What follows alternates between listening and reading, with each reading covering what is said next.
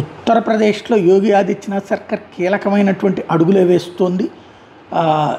ఏదైతే ఒకనాడు భారతదేశం మీద దండయాత్రలు చేసి అరాచకాలు చేసి ఆ పైన భారతీయుల ప్రాణాలు తీసి ఇక్కడ మత మార్పిళ్ళు చేసి దుర్మార్గాలు చేసి ఇక్కడ మహిళల్ని అత్యాచారాలు చేసినటువంటి వాళ్ళ పేర్లని మనకే పెట్టి ఇదిగో నిన్ను నాశనం చేసిన వాడి దగ్గరే నువ్వు బతుకుతున్నావు అంటూ మనల్ని నిరంతరం అవమానించేందుకు నాడు చేస్తే దాన్నే ఇప్పటికీ కొనసాగిస్తున్న దరిద్రం. బానిసత్వం అనే కంటే కూడా అరాచకపు బలి అయినటువంటి బాధితుల్ని అక్కడ అదే పేర్లతో చెప్పుకోవడం అనేటటువంటి కాన్సెప్ట్ ఏదైతే ఉందో దాన్ని మార్చే ప్రయత్నం చేసుకొస్తున్నారు. ఏదైతే మొన్న మధ్య నరేంద్ర మోడీ చెప్పినట్టు ఆ బానిసత్వం నుంచి మనం బయటపడాలి.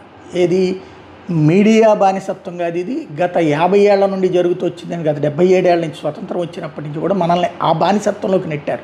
ఆత్మగౌరవాన్ని చంపేశారు, ఆత్మాభిమానాన్ని చంపేశారు. ఇప్పుడు దాన్నే ప్రధానంగా ప్రొజెక్ట్ చేసుకొస్తున్నారు. తాజాగా యోగి గవర్నమెంట్ మీర్జాపూర్ని పేరు మార్చబోతుంది, విద్యాంచల్ ధామ్ అని పేరు పెట్టబోతోంది. తద్వారా ఇట్లాంటి బానిసేది అక్బర్ రోడ్లు, బాబర్ రోడ్లు ఈ దేశం మీదకి దండయాత్ర చేసి మన ప్రాణాలు తీసి మన వాళ్ళని అత్యాచారాలు చేస్తే వాళ్ళ పేర్లు పెట్టి మన చేతనే చెప్పించుకునే దౌర్భాగ్య పరిస్థితి నుంచి మార్చే ప్రయత్నం చేస్తున్నారు.